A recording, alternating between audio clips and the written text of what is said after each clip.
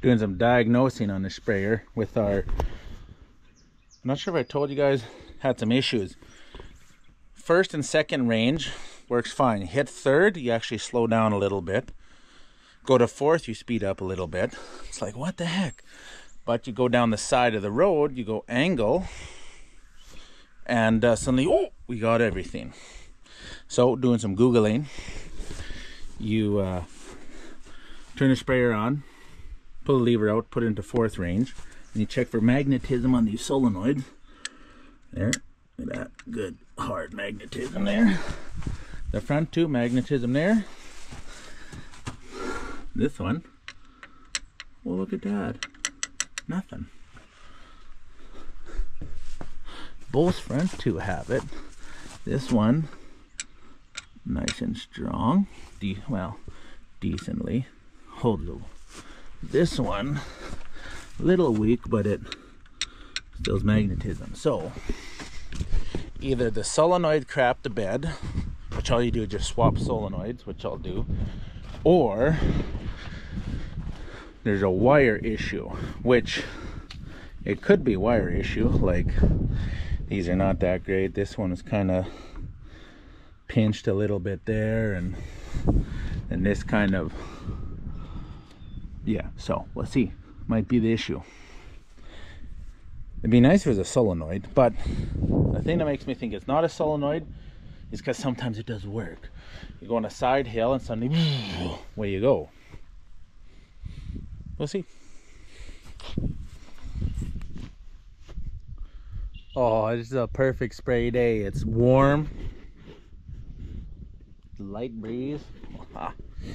So we're gonna do something this year different than we did last year when we were mixing our, we put, every time we go over the field, we put 3 pounds, among other stuff, put 3 pounds of this C90 on when we spray, herbicide and whatnot, and molasses and phos and whatever.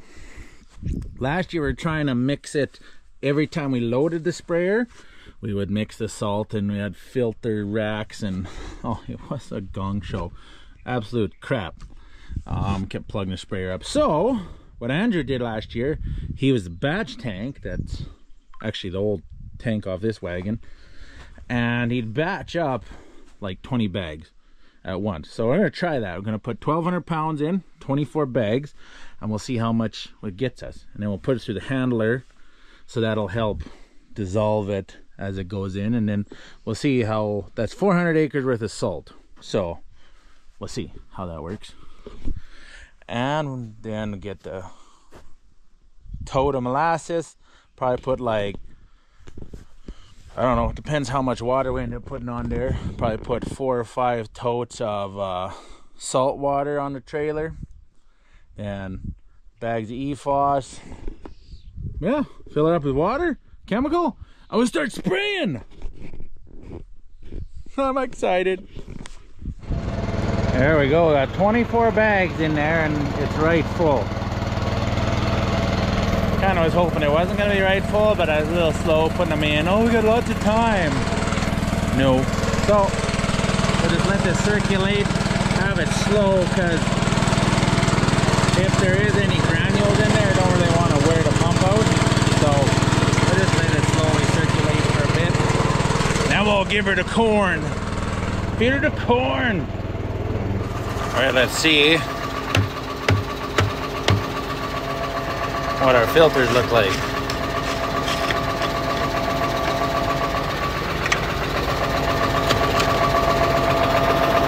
Not too bad. Mine was just Roundup. What were we running here? 50s. I guess using soap and having a 30 mesh filter on the trailer keeps your filters clean, but since it's out, we'll give them a, we'll give them a rinse. Yeah, a little bit of gunk in there, grit or something.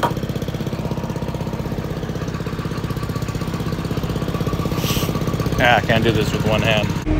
Finally, we are Incrop herbicide. Only about time.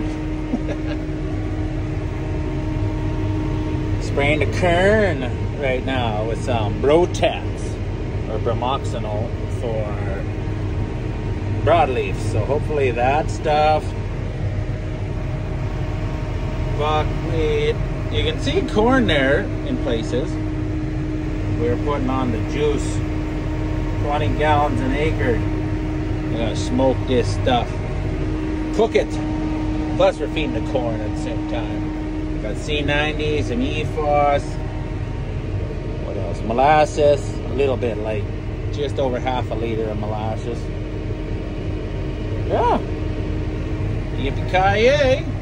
It is, what is, oh my goodness. 24-hour clock, that's 10:30. Yeah, 10:30. Spraying the wheat on the second tank. And we're gonna have a partial third tank. So the camera really doesn't do it justice. It's amazing wheat. It's not as bushy yet because there are only 3 leaves, so it's like yay high, but it is the nicest wheat that we've had in that I've seen since, I don't know, 2019 maybe? Yeah, this stuff it's just unbelievably beautiful. See how I can turn with one headland here. We got a lease road, so that kind of helps. We can kind of scoot onto the road. So it's kind of like doing a second pass without doing a second pass. I'm still hurting pretty bad with this sciatic nerve. It's getting a little better. So this spring has been just the pits and, you know, seeding, drug on and drug on. We still got hay to seed and pollinator strips. But this is the first time since maybe 2019 that we are like ahead of schedule on spraying. Knock on wood. The wheat's at like 3 leaves, so it's like right at the beginning. Typically we're running late. Weeds are tall. Like, there's lots of weeds out there right now, lots of thistles and other stuff. And so they're small right now, so this stuff's gonna cook them like just dead. So if we can keep this up, like, yeah. It's a very proud moment right now. It's like we kind of have our poop in a group kind of thing. Everyone's gluing right now, connecting or sinking, like the Oilers did in Game 7. Steven's working on fencing right now for cows. Well, it's kind of his cows, but whatever. So he's busy with fencing. Dad's been running water truck for me in the sprayer. So it's like, it's just amazing. I friggin' love it. Hits me right in the feels. This little ditch, we gotta do some renovations on this ditch. I quit spraying it out, there's still a little bit of a ditch there. I quit spraying it out when we're doing the burn off so that we can get some grass growing. Then we need to slope it, swale it, seed some other grass in there. But this week, yeah, this camera doesn't do justice. It's amazing. Rinse time. So last night, this is last field of wheat. Filled my rinse tank up, 150 gallons. Flushed this tank twice with like, I don't know, 20 gallons each-ish. Blew through the booms. Stopped, opened everything up, flushed the tank until it seemed pretty clean. Blew the rest out the booms. Now, see the handler's right full. We got 1 jug of soap, 1 jug of ammonia, and we primed the hose up so there's soap right to the end. And now we will pump that into here, and then we'll give it 150 gallons, something like that. Then we'll prime the booms, put like probably 50 gallons out the booms. So prime the booms up with this concentrate. And then we will refill with another jug of soap, another jug of ammonia. Pump that in. Fill the tank up, let her boil over, and then turn everything on and just circulate, and then just let it sit. Now we flush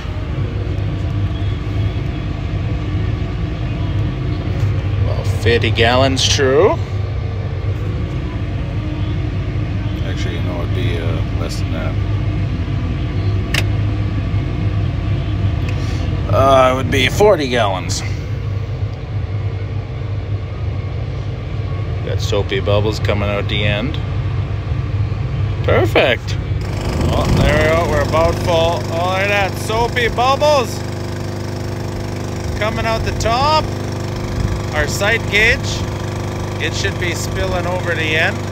So it will drain the sight gauge out, flush it out. Oh, look at that. Woo! There, our sight gauge is getting clean, flushed. Look at that. We're full. Look at that. Soapy bubbles everywhere. Yeah, take this off.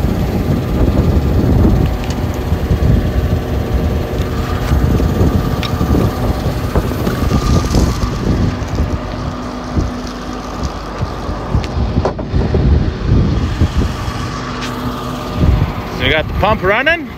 So now we'll just cycle. Actually, it will turn our fast on. Tank rinse nozzles,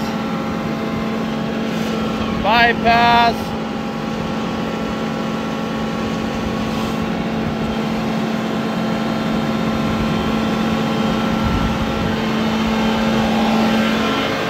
make sure our agitator's on.